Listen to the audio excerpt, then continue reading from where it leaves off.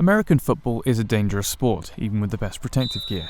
Sprained knees, pulled muscles and an occasional broken bone are part of the game, but 7 years of research into the impact of head trauma in high school players points to new dangers that parents will find extremely alarming.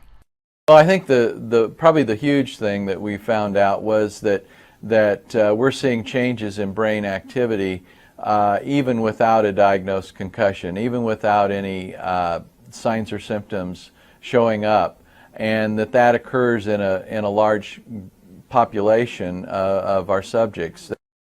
More than half of the players participating in the trials showed signs of altered neurological function and dramatic changes to the wiring and biochemistry of their brains.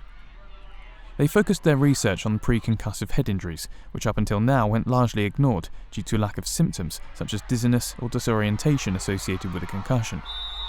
It's not just the neurons that get damaged. It's the glial cells, it's the vasculature, and most of the interventions focus on just one of those. So they only work, most of the interventions you see only work on about 10 or 15% of the patients because they don't address all the cell types that get damaged. Basically, in football and women's soccer, about half the team is experiencing these kind of things, these kind of changes.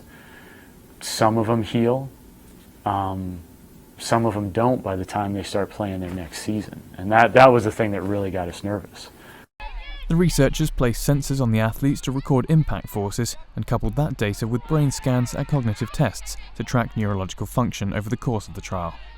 They found that hits to the head that up until now were considered less dangerous may be the most dangerous of all because they go unnoticed, occur more frequently and cause damage that could result in long-lasting neurological problems.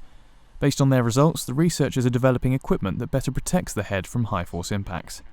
That you're not going to change the game. You're not going to get rid of the game, at least. And so how can you make changes that keep the spirit of the game there, keep players enjoying, keep fans enjoying the game, but at the same time be safe?